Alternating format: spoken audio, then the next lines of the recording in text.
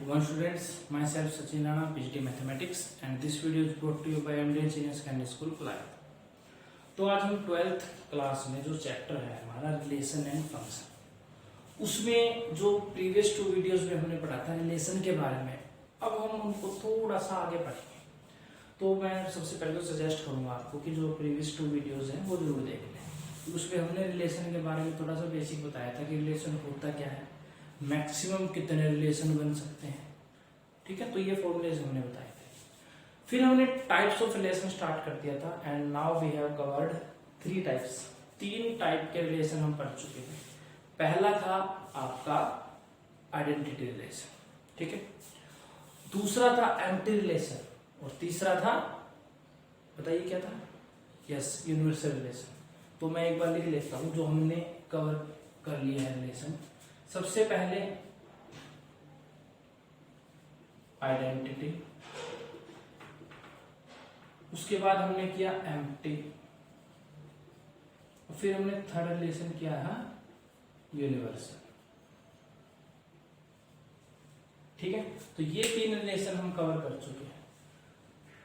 तो इनमें ध्यान दें, जो एम्प्टी रिलेशन था, एम्प्टी का मतलब क्या होता है? खाली, मतलब जिसके अंदर कोई भी एलिमेंट ना हो, तो इसको बोलते हैं हम एम्प्टी रिलेशन। और यूनिवर्सल रिलेशन होता है, इसके अंदर क्या होता है, जैसे ए क्रॉस बी है, ए का बी से रिलेशन है, तो ए क्रॉस बी मतलब मैक्सिमम रिलेशन हो सकते हैं वो ए क्रॉस बी हो गए, इससे ज्यादा तो हो नहीं सकते। तो एम्प्टी रिलेशन आप कह सकते हैं कि it is the smallest relation, और यूनिवर्सल रिलेशन का मतलब it is the largest relation, largest या बिगेस्ट कह सकते हैं। इससे बड़ा नहीं कोई रिलेशन हो सकता, एम्प्टी से छोटा नहीं हो सकता। तो इन दोनों रिलेशंस को हम कलेक्टिवली एक नाम दे सकते हैं और उसको बोलते हैं ट्राइबल रिलेशन। तो ये दोनों रिलेशन इकट्ठे कहलाए जाते हैं ट्राइबल रिलेशन, ठीक है। The smallest and the largest relation is called the tribal relation. इन दोनों को आप क्या कह सकते हैं? ट्राइबल रिलेशन कह सकते हैं। तो ये हमने अभी तक पढ़े थे आइडेंटिटी, एम्प्टी और यूनिवर्सल रिलेशन। तो अब हम थोड़ा सा आगे बढ़ते हैं। नेक्स्ट जो टाइप है हमारा, फोर्थ टाइप, वो हम पढ़ेंगे।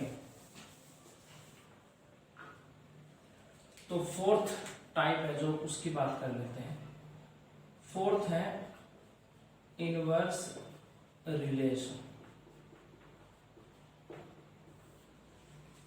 इनवर्स, जैसे कि नाम से ही पता चल रहा है, इनवर्स मतलब कोई चीज उल्टी हो गई, ठीक है। जो पहले पे आना है वो दूसरे पे आएगा, जो दूसरे पे आना है वो पहले पे आएगा, तो उसको बोलते हैं इनवर्स रिलेशन। तो मान लीजिए मैंने कोई एक रिलेशन लिखा R 1 2 3 4, ये मैंने लिख दिया, ठीक है। और एक और रिलेशन मैं लिख देता हूं R इनवर्स, तो ये साइन होता है इनवर्स का। तो इनवर्स में मैंने बताया क्या होता है, जो पहला एलिमेंट होता है इसका वो दूसरा बन जाता है और दूसरा पहला बन जाता है। 3 4 की जगह आ जाएगा, 4 क्या आ जाएगा 3 की जगह, ठीक है। तो इसमें थोड़ा सा हम पहले इन चीजों के बारे में पता करते हैं कि ये 1 2 3 4 एक्चुअली में है क्या। तो देखिए, जो ये फर्स्ट एलिमेंट है क्या 1 और 3, इन दोनों को इकट्ठा हम कह सकते हैं डोमेन। ये जो फर्स्ट और सेकंड एलिमेंट है इनको क्या बोलते हैं बेटा? डोमेन बोलते हैं।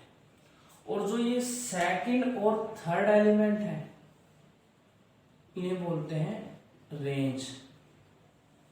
एक हो गया डोमेन और एक हो गई रेंज। तो मैं इस R की बात करूं, अगर इसकी रेंज आपसे पूछूं तो आप क्या बताओगे? 2 और 4, सिंपल सी बात है, 2 और 4 इसकी रेंज होगी। और अगर मैं बात करूं इसी की डोमेन की, तो डोमेन होगी इसकी 1 3, ठीक है। तो हमें डोमेन भी पता चल गई और रेंज भी पता चल गई किसकी, इस रिलेशन की, आर की। ठीक है, अब बात करते हैं कि इनवर्स रिलेशन का क्या मतलब है। इनवर्स में क्या होगा कि इसकी डोमेन कन्वर्ट हो जाएगी रेंज में और रेंज कन्वर्ट हो जाएगी डोमेन। ठीक है, जैसे हम कोई भी रिलेशन बनाते हैं कि जैसे बेटा, ठीक है, तो बेटा है तो इसका इनवर्स क्या हो सकता है, अगर हम इसके अकॉर्डिंग देखें कि ए बी का मान लीजिए पापा है, तो बी ए का क्या होगा, बेटा हो सकता है, बेटी हो सकती है।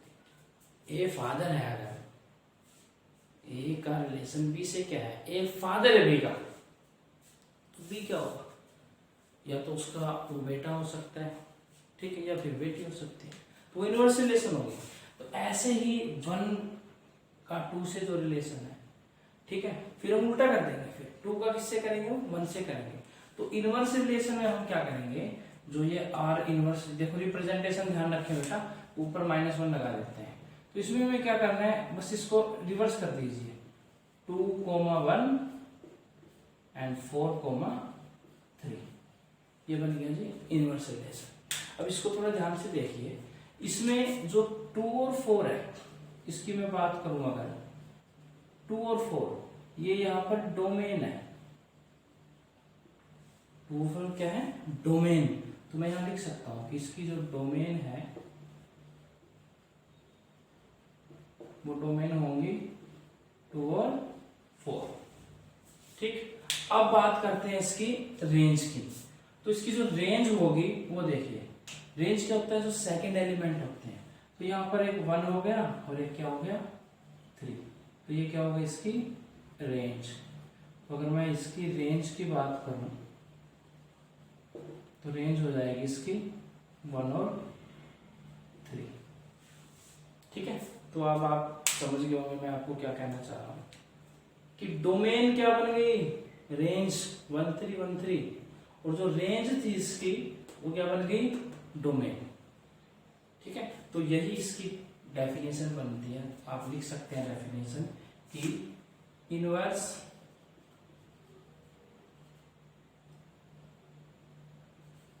Relations are the relation in which domain is converted into range and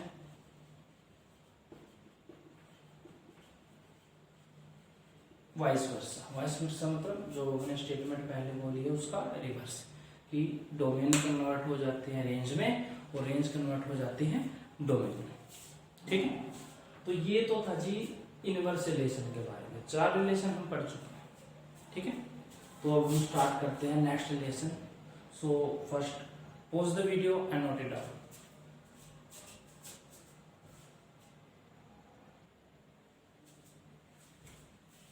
चलिए अब स्टार्ट करते हैं 5th रिलेशन।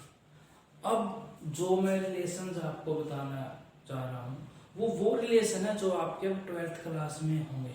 मतलब कहने का मतलब है कि अब आप कह सकते हैं कि अब से आपका ये चैप्टर स्टार्ट होगा। इससे पहले तो मैंने थोड़ा सा बेसिक बताया आपको, ठीक है, लेकिन अब मैं वो चीज बता रहा हूँ जो आपके सिलेबस में है। तो सबसे पहले देखते हैं हम टाइप्स ऑफ रिलेशंस में 5th पे है जो रिफ्लेक्सिव रिलेशन।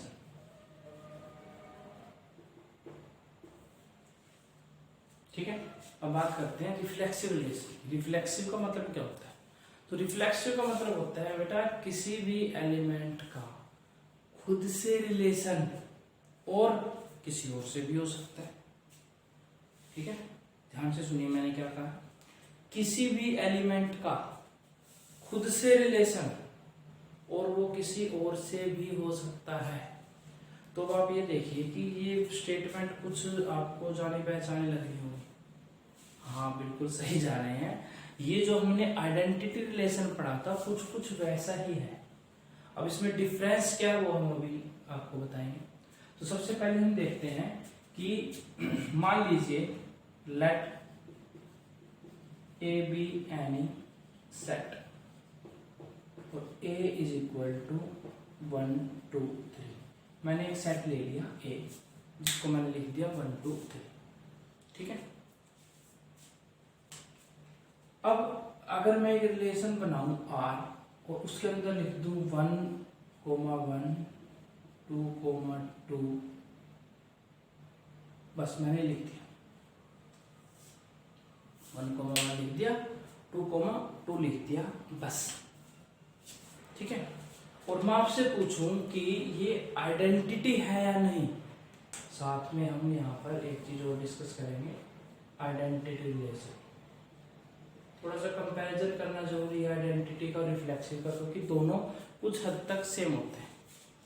तो ये जो रिलेशन है इसको R1 मैं कह दूं अगर, तो जो R1 रिलेशन है ये आइडेंटिटी है या नहीं है, अगर ए सेट की हम बात कर रहे हैं, ये आइडेंटिटी रिलेशन नहीं है। क्यों नहीं है?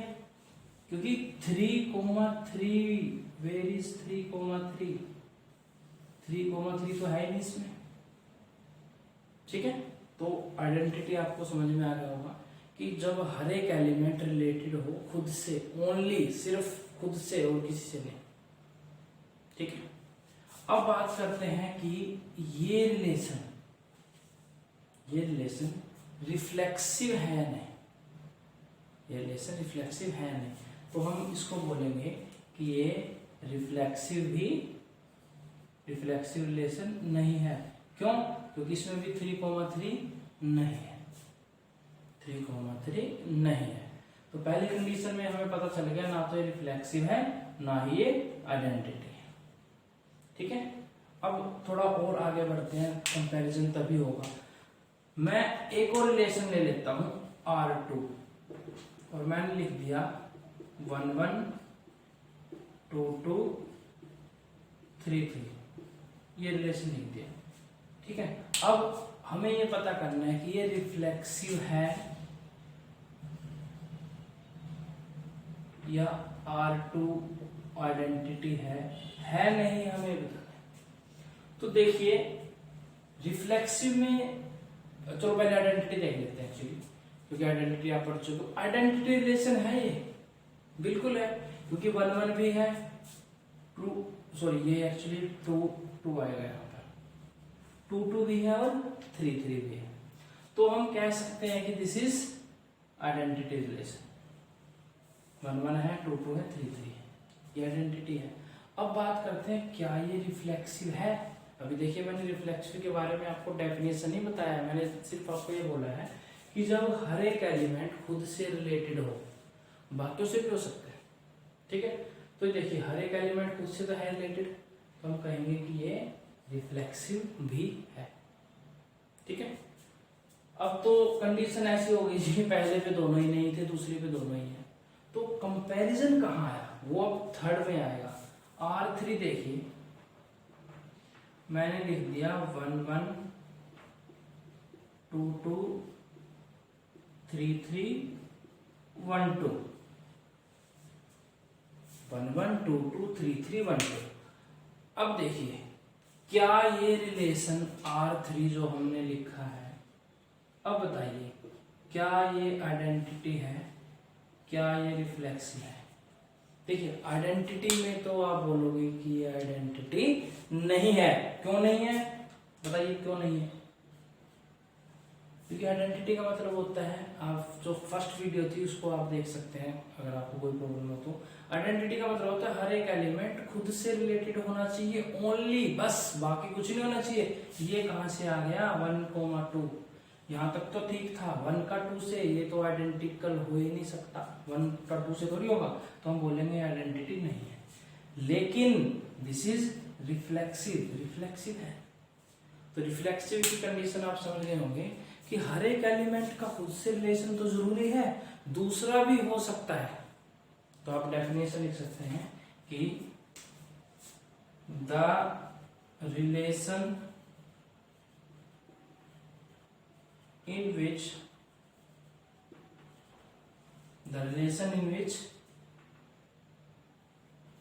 every element is related to itself and other can be other relations can be possible। ठीक है, मतलब खुद से तो होगा ही होगा, बाकी भी हो सकते हैं, ना भी हो कोई दिक्कत नहीं है, लेकिन हो सकते हैं तो हम उसको क्या बोलेंगे, रिफ्लेक्सिव रिलेशन बोलेंगे। ठीक है, अब जो मैंने बोला है कि ये 1 1 लिख दिया, 2 2 लिख दिया, 3 3 लिख दिया, इनको एक्चुअली हम बोलते हैं डबलेट। क्या बोलते हैं, डबलेट। ठीक है, डबलेट का मतलब दोनों सेम हो, 1 1 2 2 3 3 5 5 6 6, उसको बोलते हैं डबलेट। तो जो आइडेंटिटी रिलेशन होते हैं, it have only doublets. Only, ध्यान रखें, ओनली डबलेट्स, सिर्फ डबलेट्स होंगे आइडेंटिटी में। इसके अंदर doublets plus other also, and this is optional. ये ऑप्शनल है, हो सकता है ना भी हो, कोई दिक्कत नहीं। ठीक है, ना भी हो कोई प्रॉब्लम नहीं है। अब आपने एक चीज नोटिस की होगी कि देखिए, जब ये रिलेशन आइडेंटिटी नहीं था तो R1 भी रिफ्लेक्सिव नहीं था। ठीक है, जब ये रिलेशन आइडेंटिटी नहीं था R3, तो R3 रिफ्लेक्सिव हो गया था। मतलब कि आइडेंटिटी रिलेशन रिफ्लेक्सिव हो भी सकता है, नहीं भी हो सकता।